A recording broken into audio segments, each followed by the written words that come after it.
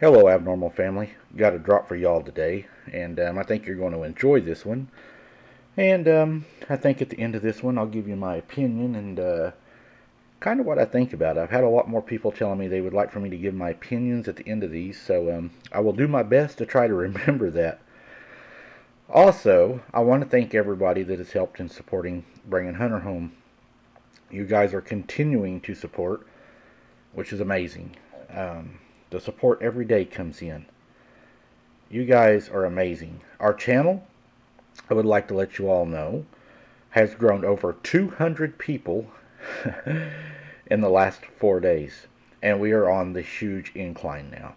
So thank you all so very much for that. Everything is on the up and up. Everything is growing again. We are higher than we ever had. And we're knocking on 25,000 subscribers, which is a milestone, which will bring my percentages up and everything once I reach it with YouTube, and I look very forward to that. So if you have a friend, share this out and get them to subscribe so we can get there. We will have a large party for that day, guys. That ain't for sure. We will have a live on that one, and we will all get together, celebrate, maybe have dinner together, and a little celebration. But thank you all so very much for your support. Let's get into this one. In May of this year, me, my husband, and my 8-year-old granddaughter took a long weekend camping trip to a popular state park a few hours away. I planned a variety of fun things to do, including a drive to a ghost town that I discovered on the map while planning the trip. I couldn't find much information on the ghost town from Google, and that made it even more intriguing. We set up camp fairly early on the first day and decided to start our adventure with the ghost town first. We mapped the coordinates on our GPS, and off we went. The 2-lane mountain road was windy as it went up and up, deeper and deeper until the sun was blocked out by the trees. Eventually it became a 1-lane road, and all signs of civilization began to get further and further apart until there were none. We were chatty and excited to get there, wondering what it was going to be like. We went for miles with no signs of life or human life anywhere. My husband began to get a little concerned over this because we did have our granddaughter with us, and we were now venturing into the middle of nowhere. The what-ifs started when the road went from a 1-lane paved road to a much slimmer gravel road that barely fit our truck. If another vehicle would come from another direction, we were in trouble, because the road ran along the mountain cliff with no guardrails and nowhere to pull over or to turn around safely. Our excitement diminished, and concern lay thick in the air. Eventually, though, after a much longer drive than anticipated, we came to a stop sign at the end of the gravel road. The trees ended, and the sun shined bright again. The road continued onto a 2-lane road.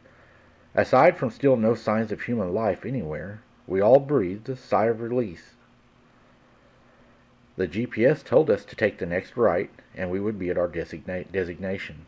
As soon as we turned off the road, we were once again on a 1-lane gravel road and immediately saw the old town ahead. The old weathered gray buildings were quite a sight. We parked and got out of the truck. We also took our 2 dogs with us, a large chocolate lab and a feisty Australian shepherd. The dogs immediately were on point, pulling us toward the town, and the Aussie's hackles went up. We explored the main road, all the while I was feeling watched. One house came into view that was much newer than the old buildings, and this house looked as though someone actually could live in it. As we approached it, I noticed the front door was open. I actually thought I saw movement inside when my granddaughter asked if anyone lived there. I said I think so, because it just looked like someone did, and though maybe it was the caretaker of the ghost town. We walked past the house in a creepy broken swing set and into the heart of the ghost town. The streets were lined with old gray buildings, some standing tall and others caved in. I snapped a few photos, but couldn't shake the feeling of being watched. Hubby said he was going to get some window shots of a few of the buildings, curious to see what's inside. I told my husband I didn't want to venture in any further. Even though we both have our concealed carry license and we're both armed with a 9mm and him with his 1911 45, I felt totally unsafe. I didn't like having my granddaughter here, and all of a sudden a wave of uneasiness overcame me. I just wanted to leave.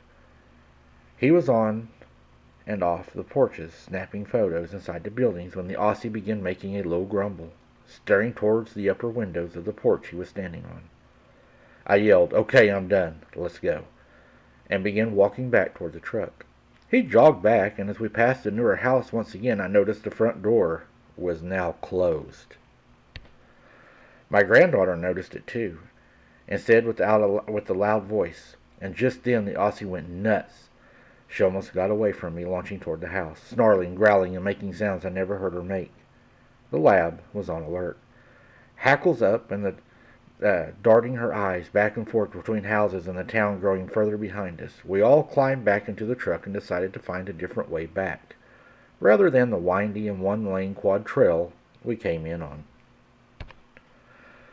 Later that evening, after we tucked our granddaughter into her bed in the camper, hubby and I sat by the fire, going over the pics we took that day.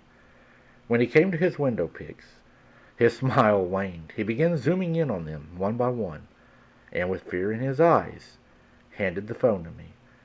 Very clearly in the photos were short, light gray creatures, large heads and large black eyes. On the forehead and on its sides of the head were small nubs or possibly small button-type horns. One looked like it was having wings, and wings were lined with the nubs also. I scrolled through the photos, and all I could think of what could have happened. What could these have done to us? Our precious granddaughter was with us there, and it could have been really ugly, and these things decided to attack us. Luckily, though, they didn't. They stayed hidden inside those old buildings and never bothered us. I wonder who was in the newer house. Was it one of these creatures also? Or a human who lives among them? Possibly a homeless person who stumbled across this place? Not knowing what lurks outside the walls, he chose to make his temporary home. Will he make it out of the ghost town tomorrow? My questions go on, but I will never get answers, because I will never go back. I will include the zoomed-in photo, the picture that was taken of the upper window just as the Aussie began to growl. We saw anything while there, or we never saw anything while we was there, but I must add, that night when we went to bed, there was a knock at our camper. My husband was half asleep, and he asked who would be knocking on our camper this time of night. It was 3:12 in the morning. He walked over and looked out the door, and he told me, he said, "Honey, there's a kid out here at the door beating on our camper. I wonder if he's come over to borrow something." As I walked to the door as he was unlocking it, and I'm glad I did, I asked him to wait a moment while I looked out the window first too, and I told him, "Do not open that door." He looked at me with fear in his eyes, and he said, "Why?" And I told him to take another look, and whenever he did, it was a child with black eyes beating on our door. We then locked the door back, and my husband yelled out loud to him. He said, "I'm sorry, but we're asleep. What do you need?" There was another knock that was louder and louder. My husband again yelled, "We're asleep. Is it emergency?" Nothing. Then there was nothing more. We looked out the window, and it was gone. Whatever was at that old haunted place had followed us to our camper and tried to gain access, to get inside with us and our daughter, knocking at the door, standing there as a child, as a teenage boy, with those black eyes. If you decide to go to these places, be careful, because these things will follow you. Wow. You know, we have some places like that here in Oklahoma, and you know, if you go to one of those places, number one, I would say they should have never took their young granddaughter. I wouldn't take a young child to an investigation like that. I think that she should have been left probably, you know, at home or with some grandparents or something. As far as the creatures in the town, it's hard to tell what would be left in an abandoned town. I mean, you do have shelter and possibly food and water. I mean, everything that anything would need to live there, to maybe even, you know, to thrive. And when you go into these places, they probably feel like you're trespassing, especially taking photos and stuff. I think that I think when you're taking photos, a lot of times even the cryptid hunters, they end up with paranormal photos is because whenever you're using these electronic devices, they give off a signature. And I believe that the spirits can sense that signature, and they use that as their chance to be seen or to scare you or to, materialize or whatever. And I'm not saying these were spirits that they seen. I just think that's why sometimes paranormal things are spotted. As to who lives in that house, I would say probably not somebody living there. It was probably the creature that followed them home. Um, that would be my guess. I think that's why it's important to always pray before you go in and to pray when you leave, not to have attachments. It sounds like whatever this was, it followed them.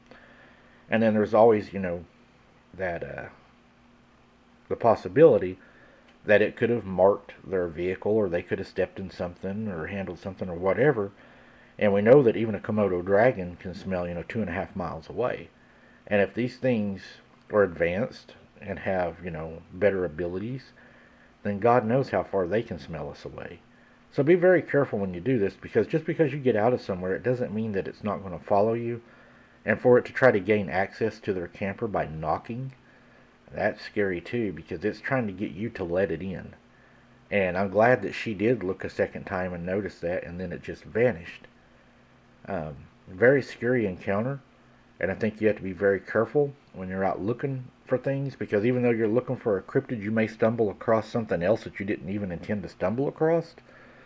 And I think it's important to stay prayed up for those reasons. Um, I hope you all enjoyed this one. I really enjoyed this one. Again, your support is amazing. The links are in the description if you would like to, help bring Hunter home. But again, guys, you're the best. I appreciate each and every one of you. If you're a member, there has been some member photos dropped in the Patreon.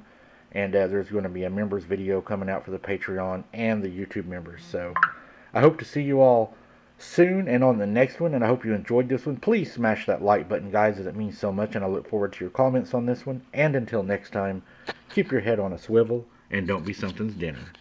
Thanks, guys.